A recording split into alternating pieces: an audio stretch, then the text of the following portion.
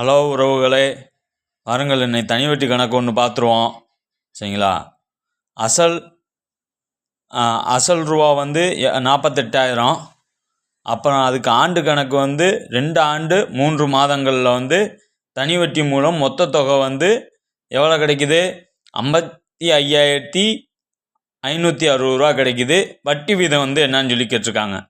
Simple இன்ட்ரெஸ்ட்டுக்கு நமக்கு formula தெரியும்ல, SI equal to P into T into R divided by 100. சரிங்களா? இப்போ வந்து இதில் வந்து மொத்த தொகை SI கொடுத்துட்டாங்க. எவ்வளோ? 55,560. அதே மாதிரி அசல் கொடுத்துட்டாங்க, P கொடுத்துட்டாங்க. P எவ்வளவு? 48,000. அப்புறம் வந்து T கொடுத்துட்டாங்க, டைம் வந்து 2 ஆண்டு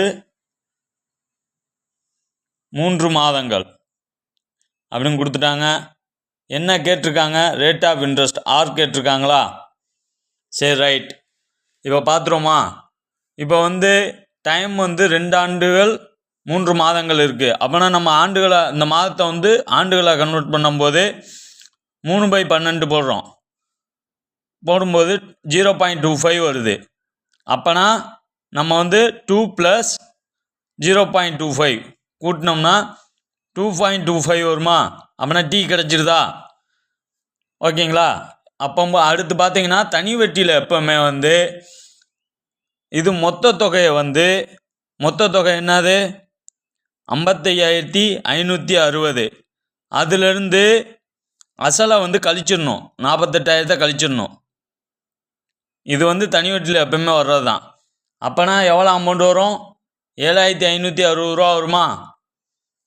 இப்போ போட்டலாமா? 7,560 ஈக்குவல் டு அசல் என்னது? 48,000 இன்ட்டு டைம் என்னது? 2.25 இன்ட்டு 6 தான் கேட்டிருக்காங்க, டிவைடட் பை 100. இப்போ குறுக்கு பெருக்கல் பண்ணுறோம். 6 இங்கிட்டு கொண்டு வரும்போது 100 இன்ட்டு 7,560 டிவைடட் பை 48,000 இன்ட்டு 2.25 அப்படின்னு மாறிடுமா? இப்போ வந்து R ஈக்குவல் டு, இப்போ பார்க்கும்போது பெருக்கி பார்க்கும்போது 7,56,000 ரூபா மாறிடும். சரிங்களா?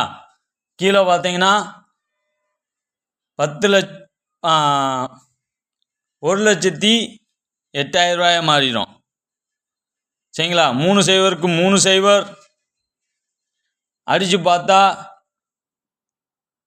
எவ்வளோ வரும்? 108 108 7 108 756. அப்போனா ரேட் ஆஃப் இன்ட்ரெஸ்ட் எவ்வளோ?